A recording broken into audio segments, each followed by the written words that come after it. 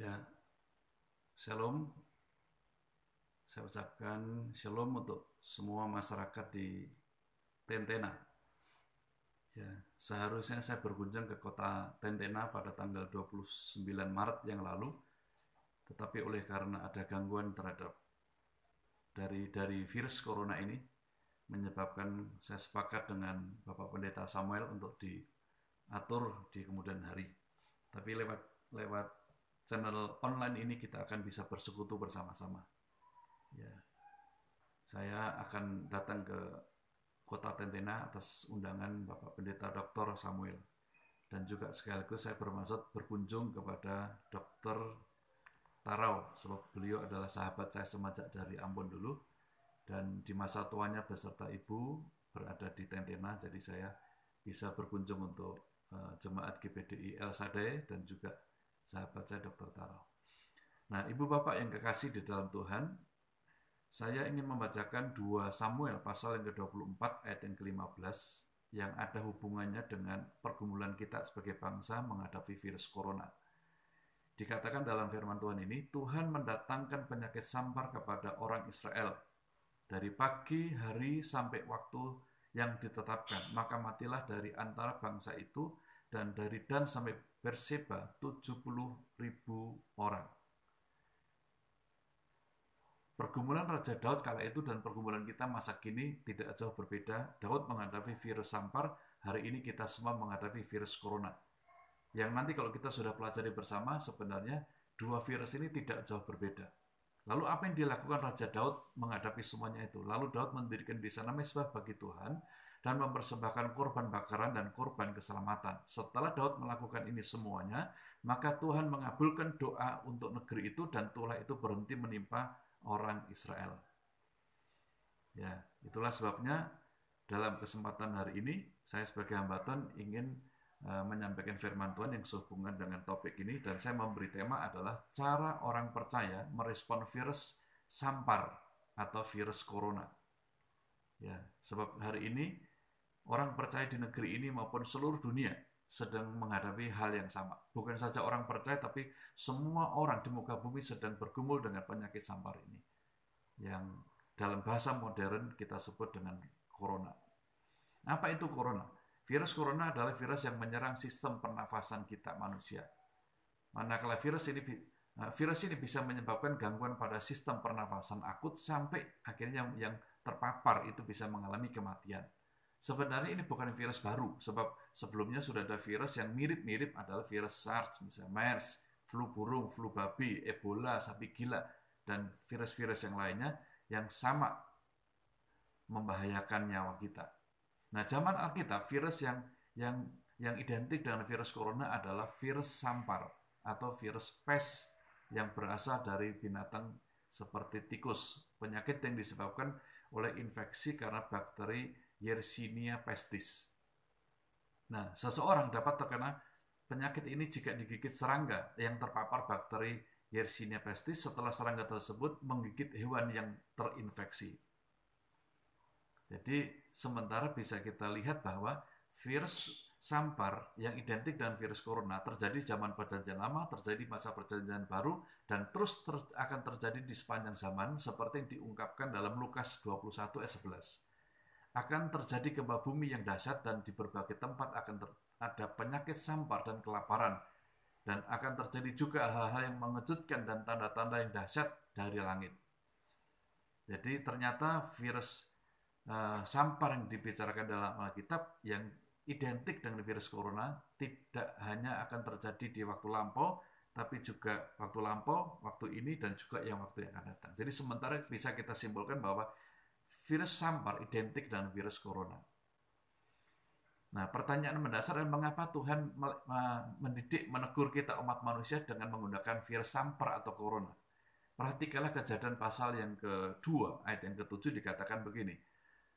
Tuhan Allah membentuk manusia itu dari debu tanah dan mengembuskan nafas hidup ke dalam hidupnya. Demikianlah manusia itu menjadi makhluk yang hidup. Jadi dalam proses penciptaan manusia, bagian akhir yang Tuhan ciptakan itu adalah di bagian saluran pernafasan. Ini bagian yang vital dari hidup manusia. Pada waktu manusia tidak bisa bernapas, disitulah nyawanya akan melayang. Itu sebabnya karena ini bagian yang sangat vital, maka Tuhan sering kali menggunakan saluran pernapasan untuk mengendalikan kita. Manakala kita didapati hidup tidak berkenan kepada Tuhan, hidup jauh dari Tuhan, maka Tuhan sentil kita, sentuh saluran pernapasan kita. Ya, itu sebabnya dalam kondisi seperti ini, mari angkat tangan kita di hadapan Tuhan, letakkan tangan kita di depan saluran pernapasan kita sambil kita berdoa. Tuhan, bersama dengan seluruh masyarakat Tentena, kami meletakkan tindakan iman. Kami meletakkan berkat atas saluran pernafasan kami. Agar saluran pernapas kami dijaga oleh tangan dan kemurahan Tuhan sehingga dijauhkan dari segala bentuk virus apapun termasuk virus corona. Dalam nama Tuhan Yesus kami mempercayai berkat ini. Amin. Ya. Jadi kita kembali ke Kejadian 2 ayat yang ke-7 tadi bahwa bagian saluran pernafasan adalah bagian yang sangat penting. Ya, jadi kita bisa lihat bersama bahwa penyakit seringkali dipakai Tuhan untuk menjadi alat tegur bagi umatnya manakala umatnya atau bangsa atau negara tidak hidup menurut kehendak Tuhan. Seperti apa yang bisa kita lihat dalam Wahyu pasal 2 kepada jemaat di Tiatira. Karena mereka hidup tidak berkenan kepada Tuhan, maka Tuhan akan melemparkan mereka ke ranjang orang sakit. Aku akan melemparkan dia ke atas ranjang orang sakit. Jadi sakit, penyakit akan menjadi salah satu alat Tuhan mendidik kita umatnya. Ayub juga begitu. Oleh karena Tuhan menghendaki Ayub memiliki kehidupan jauh lebih bermutu. Ya, tidak hanya dari kata orang mendengar tentang Tuhan, tapi matanya sendiri mengalami, maka Tuhan izinkan penyakit. Bangsa Israel juga sudah berkali-kali mengalami penyakit sampar, batuk kering, demam kepialu, sakit radang, kekeringan, hama, dan penyakit gandum sampai binasa. Ya, demikian juga Rasul Paulus. Dalam rangka Tuhan supaya dia tidak meninggikan diri, Tuhan pakai juga penyakit. Maka aku diberi suatu duri di dalam dagingku, yaitu seorang utusan iblis untuk menggocok aku, supaya aku jangan meninggikan diri. Jadi penyakit seringkali merupakan salah satu alat Tuhan untuk menegur, mengingatkan kita orang percaya. Oleh karena itu, tema yang kita sepakati tadi bahwa ini adalah membicarakan tentang cara orang percaya merespon virus sampar atau virus corona. Agar supaya dalam kondisi seperti ini kita jangan salah merespon. Sebab manakala kita salah merespon, kita tidak akan mendapatkan berkat khusus dari Tuhan. Coba kita ingat lagi apa yang disampaikan dalam 2 Samuel 24 ayat 15 tadi. Tuhan mendatangkan penyakit sampar kepada orang Israel dari pagi sampai waktu yang ditetapkan. Maka matilah dari orang Israel itu dari Dan sampai Berseba 70.000 orang. Ini angka yang sangat signifikan, sebab jumlah penduduk kala itu 800.000. 500 orang Israel, 300 orang Yehuda. Total penduduk 800.000. Yang mati 70.000 orang. Itu berarti sudah 8,7% penduduk Israel mati dalam waktu 1 hari. Padahal kala itu karena dosa bangsa ini, rencananya sampar ini akan terjadi 3 hari. Ya, baru 1 hari saja yang mati sudah 8,7. Bayangkan kalau yang ini akan dilakukan oleh tangan Tuhan selama 3 hari, maka hampir 30% penduduk mati. Tapi oleh kemurahan Tuhan, Daud dapat tuntunan Tuhan. Lalu Daud mendirikan di sana mezbah bagi Tuhan dan mendirikan korban bakaran dan korban keselamatan. Ya, belajar dari apa yang dilakukan Daud, mari masyarakat Tentena dan masyarakat Indonesia pada umumnya. Apa yang harus kita lakukan dalam merespon terhadap virus sampar ini? Pertama, seperti apa yang dilakukan Daud, yaitu mendirikan mezbah. Ya, sebenarnya kesalahan yang terjadi atas bangsa ini tidak semata-mata terjadi atas Daud gara-gara dia mengadakan sensus, tidak. Sebab ayat 1 dikatakan, bangkitlah murka Tuhan terhadap bangsa Israel. Jadi bangsa Israel telah membuat Tuhan murka atas gaya hidup mereka yang tidak berkenan. Lalu Tuhan mendorong Daud untuk mengadakan sensus. Jadi saya lebih melihat begini, kenapa diadakan sensus ini supaya bisa dihitung berapa yang akan mati karena korban virus ini. Dan ternyata 1 hari yang mati ada 8,7%. Supaya kita mengerti betapa bahayanya kita hidup jauh dari Tuhan, berdosa kepada Tuhan. Jadi yang dilakukan Daud apa adalah mendirikan mezbah bagi Tuhan. Jadi kalau bangsa Israel mereka memiliki kehidupan ibadah yang gagal di mata Tuhan, lalu dikirim penyakit sampar. Nah, mari kita evaluasi, kita sebagai orang percaya, kita sebagai gereja Tuhan, Apakah ibadah-ibadah kita selama ini belum berkenan kepada Tuhan sampai akhirnya Tuhan mengirim virus corona ini? Kita renungkan, kita bergumul, kita tanya sama Tuhan, kita konfirmasi kepada Tuhan. Ya, seperti yang dikatakan dalam 1 Timotius 4 bahwa ibadah itu berguna dalam segala hal. Ya, sebab mengandung janji baik hidup ini maupun hidup yang akan datang. Jadi mari kita perbaiki ibadah kita sebagaimana dipesankan juga dalam Ibrani 10 ayat 25. Janganlah kita menjauhkan diri dari pertemuan-pertemuan ibadah kita seperti dibiasakan oleh beberapa orang. Ya, jadi jangan sampai gara-gara kita ini dalam ibadah tidak benar di mata Tuhan, atau kadang-kadang orang ibadah tapi tidak sungguh-sungguh di mata Tuhan. Dengan terjadi perkembangan teknologi, kadang-kadang di tengah-tengah ibadah orang sibuk dengan handphone, sibuk dengan WA, sibuk dengan media yang lain, dan saya rasa harus kita evaluasi hari ini. Jemaat mula-mula, mereka sungguh diberkati Tuhan. Kenapa? Karena mereka juga punya kebiasaan yang sama, yaitu suka ibadah kepada Tuhan. Tiap hari mereka beribadah kepada Tuhan dan memecahkan roti. Ya, itu sebabnya saya sangat diberkati dengan keputusan Presiden Amerika yang menetapkan tanggal 15 Maret kemarin sebagai Hari Berdoa Nasional. Dalam kesempatan seperti ini kita tidak bisa menyalahkan siapapun, cari kambing hitam siapapun. Ya, mari kita renungkan diri sendiri di bagian mana kita bersalah. Kita perbaiki ibadah-ibadah kita kepada Tuhan. Ya, beberapa hari lalu saya juga dapat kiriman YouTube Kongres Amerika juga pada menangis di depan Kongres karena mereka mengaku dosa di hadapan Tuhan. Ya, jadi perbaiki mari kita perbaiki ibadah kita hari-hari ini. Ibadah di gereja, ibadah di rumah, dan ibadah dimanapun kita perbaiki. Yang kedua, apa yang dilakukan Daud adalah mempersembahkan korban bakaran.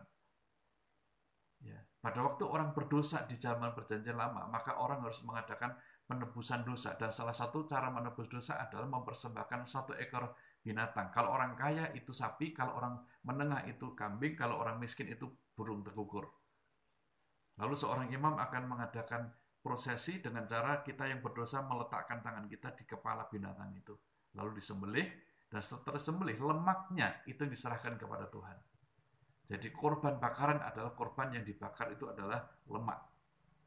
Apa yang menjadi milik Tuhan, lemak itu jangan kita makan, tapi berikan kepada Tuhan. Kalau kita dirunut dengan ayat-ayat yang lain, apa sih yang menjadi milik Tuhan zaman sekarang ini? Misalnya persepuluhan, milik Tuhan. Jangan ditahan.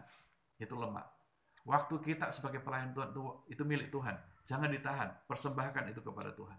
Karunia-karunia ada pada kita itu milik Tuhan. Itu lemak bagi Tuhan. Persembahkan. Jangan menahan.